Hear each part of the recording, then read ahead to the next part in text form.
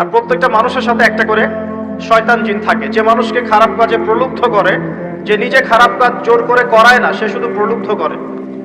সে বলে মাদকের মধ্যে শান্তি, ওয়াসওয়াসা দেয়, কাজটা বাস্তবায়ন করেন আপনি। সে বলে যে এটা তো ছেলে মেয়ের ফ্রেন্ড, বয়ফ্রেন্ড গার্লফ্রেন্ড কালচার, বন্ধুত্ব, এটা এমন কিছু নয়, জেনা করেন আপনি। সে বোঝায় যে টাকা পয়সা আর্ন করতে হবে, বউ বাচ্চাকে সিকিউর করতে হবে, সুদটা খান আপনি।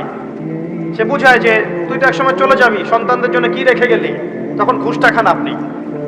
সে বুঝায় যে অন্যের সম্পদ যদি আত্মসাৎও করি, শেষ বয়সে কাবা ঘরে গিয়ে হজ করে নিব, ব্যাস, দ্যাটস অল, আমার পুরো আমল নামা চকচকা হয়ে যাবে। এভাবে শয়তান ওয়াসওয়াসা দেয়, কিন্তু কাজটা করি আমরা।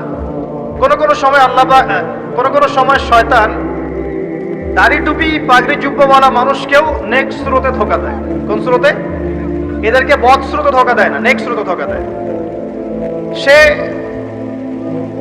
একটা কাজকে কল্যাণ খায়ের মনে করেই এমন কিছু করে যেটা শয়তান তার সামনে ফুটিয়ে তোলে নেক হিসেবে, কিন্তু আসলে এর পিছনে একটা খারাপ উদ্দেশ্য ছিল। দাড়ি টুপিওয়ালা মানুষকে নেক্সট স্রোতে শয়তান ধোকা দিয়ে ফেলে। কোনো সময় ভিতরে অহংকার জন্ম দিয়ে দেয়, কোনো সময় ডিগ্রি সার্টিফিকেটের গামান্ড নিয়ে আসে, কোনো সময় নারী দিয়ে পথভ্রষ্ট করে ফেলে, আর কোনো সময় অর্থের প্রলোভন দিয়ে পথভ্রষ্ট করে ফেলে। তো শয়তান কিন্তু কাউকে ছাড়ে না।